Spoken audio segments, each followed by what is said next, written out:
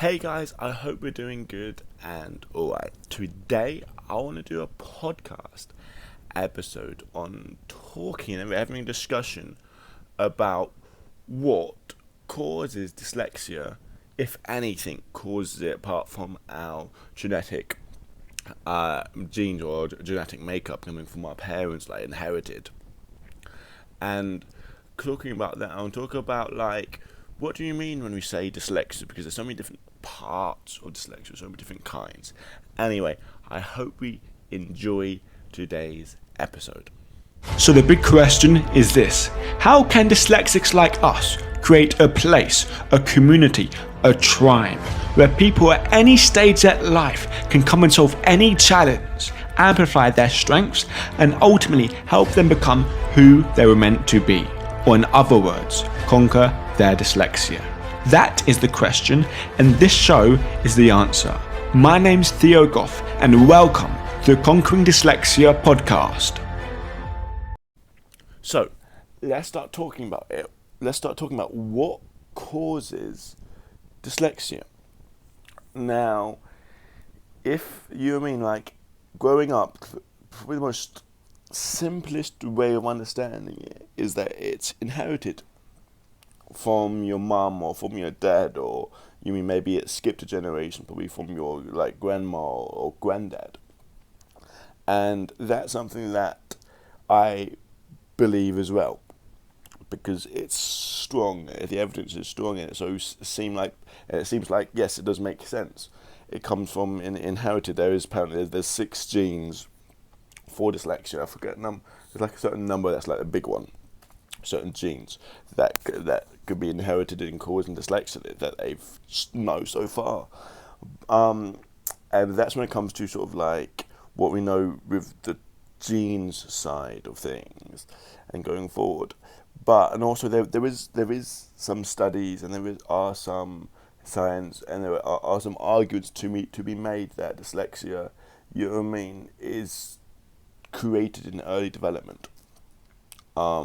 And it could be eyesight, could be hearing, could be all that.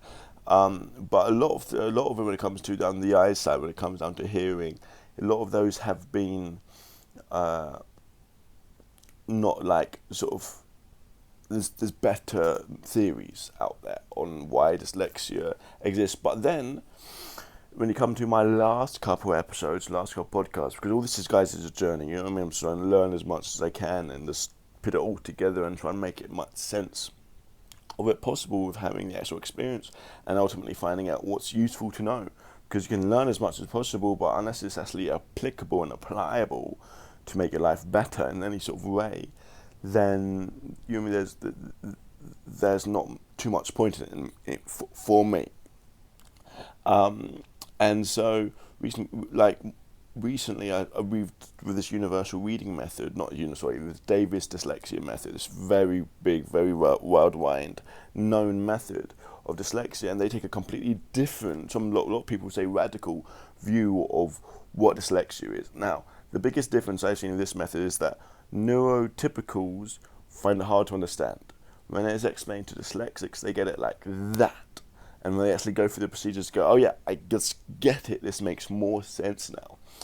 And what this is that it's like saying that dyslexia is about how we see pictures and how we get confused all the time when we see an object. We're not trying to understand the object, and because we think 3D all the time, we take so many mental images and we disorientate and take all these mental images of what we think the picture looks like from the back and from the side, from up, from down. And then we do this really, really fast that our conscious brain isn't aware of it, but basically we take photos of it and it's like stored in our subconscious, like part of our brain, but like we're not aware that we take these images and we're not aware that we learn all these different like rotated images, and we do this to try and guess what the object is or make more sense of it. And then when we do that with letters, we take all these mental images of it and we get confused about what way the P goes up, what way the T, what way the B and D's, and all of that, because we'd have all these different mental images of what it should be, and that comes with words, that comes with a lot of things. And this theory suggests that where the learning disability takes place is when we get frustrated so much that like we get confused, we take lots of mental images, we keep getting the wrong answer over and over again, and then we get frustrated so much that we create compulsive solutions, like i.e. workarounds, and workarounds for us to survive in the classroom. Like a very simple one and popular one that I think everyone uses, dyslexical, is the ABC song, like ABCD. You know what I mean? Like the rhythm of singing that, and therefore, like if you sat to say, okay, what comes before and after the letter T? Like we have to sing the ABC song to get there. So they don't actually know the alphabet; they just know the like order of it and then the rhythm of remembering it. And that's one way of doing it. One way of compulsive solution. Another way of compulsive solution is like when out reading in a reading circle, good time, when it's going to be your go and you can go toilet like a few minutes before you go and stay in toilet so it skips your go. Or read ahead. All these other ways that you're applying loads of energy into to do something to do something for you to work. It's not like you're not actually learning. You're just kind of like tricking everyone else to seem like you're learning, and you get better and better at these, and they become still thing like unique things you do. They become just the way you do it, and they become a natural part of life. And you think this is normal, and people see slowly progression where you're not actually learning; you're just finding workarounds. So anyway, that's in the Davis dyslexia theory, like when the learning disability takes place. Now, if we want to break down dyslexia, we can break down. Like I always see it because I've always said here all the time again, there's two big conversations that we have to have, and they have to be kind of separate from each other.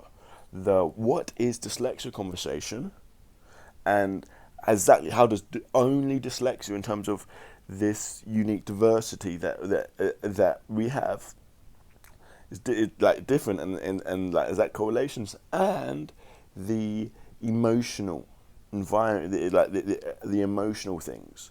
It's like I always say, like dyslexia and the inner world. The inner world of how's that like? Because we fail. When I say we fail, like we make mistakes, we do things, and then that's not because it's like this process. Like we make a mistake, and we're confused. We make a mistake, and then we make a mistake again and again. Then we get frustrated, and then we create the compulsive solution, but also recreate the negative belief about how the world is. Because we have to create a meaning from every situation. Why did that happen? We do it as human beings. We're meaning-making creatures. And then why did that happen? And we say, well, okay, this happened because of this. And we can come up with a reason because everyone hates us, because we're dumb, because we're stupid, because we're slow, because we're different, because we can't trust anyone, because we're shy or whatever. And then these beliefs, like opinions about ourselves, would get worse and worse and worse and worse, and then it would come to the whole point of us really. That's how I feel the learning disability or the disability in general of dyslexia comes about. It doesn't come about by like struggling to read words. It comes about with the emotional baggage of failing in the classroom again and again and again. And we try and find solutions, and then but still fail, yet still feel like an outsider, still feel not like with everyone. And that emotional baggage, I would say, is the disability of dyslexia. Because reading and writing is one thing, but it's only like in actual fact, it's a small substrata of our life. Like, yes, we do. Like some people spend hours a day reading and writing, and some people like I don't. I don't unless I'm writing a book or something. Especially in your school, you do spend hours a day expected to read and write, and yes, that can be hard. It can be taxing, but like if it didn't affect us emotionally, we'd just suck. You know what I mean? It'd be like, you know what I mean? A lot of people hate working out, but they still do it. I hate working out, but you still do it because you know it's good for you, and like. If that was the case for dyslexia, they'll still do it even though it's hard, even though it's fatiguing, even though they still do it. And then once it's finished, they can carry on with their life, happy as Daisy. But it's not like that. Well, firstly, like dyslexia is not only for reading and writing, but secondly, we have emotional baggage that carries with us. We have embarrassment. We have, you know what I mean, like thinking about how things should be and how come we're not like everyone else, we're not normal. And that's what I think causes dyslexia. When I say dyslexia, I want to see the negative side of dyslexia. The disability of dyslexia is the emotional baggage we have with ourselves, and that happens early on in school. It carries on. Guess what? It carries on throughout life. It can either get better or get worse depending on how we control our minds. But the good news about this is that there's no cure for dyslexia, thank God. There is a cure for our mindset. There is a cure for fixing the disability of dyslexia, not the reading and writing and organization times. There's some type of solutions, but there's 100% guaranteed solutions for fixing the most disability part of dyslexia, and that's fixing our mindset. That's with fixing what we believe, fixing what we think about, working on. And the way we do this was first up, I was laid out my 12 steps of conquering dyslexia. First up, we got to take responsibility. We got to realize, first off, we have to make a decision to change. When I say that decision to use our dyslexia, not let it use us. To not let dyslexia stop us in any way, and we have to understand emotionally is one of the biggest parts of this. And then step number 2, take responsibility. Realize that we are able to respond to this, and we got to take responsibility of how we feel, how we act, what we do in every situation, and realize ultimately we got ourselves here, and ultimately we're the only ones to get ourselves to where we want to go. And then the third step is basically breaking down, beginning to understand the power of our beliefs, beginning to understand the power of our mind, beginning to understand the power of what we can take responsibility over. Because a lot of people take responsibility of taking responsibility of our action, but then if we don't take responsibility of understanding our habits, our routines, our focus, and that kind of stuff, then we won't be able to. So guys, I don't want this podcast to run too long. So, this answers the question, what causes dyslexia?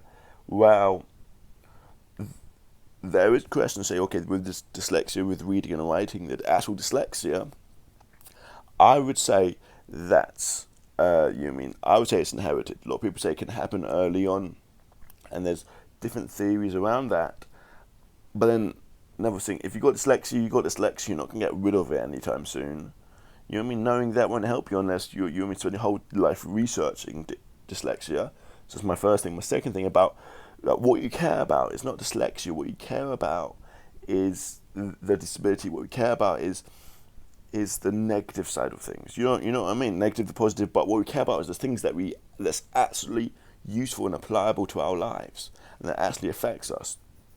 And saying about the negative side of dyslexia, that's created throughout our life, but it starts early on, and that's our beliefs about ourselves, beliefs about our dyslexia and the negative side of things. And once we understand that, we can start working on it. Anyway, guys, hope you're gonna have a good day, good time, and I'll see you guys later.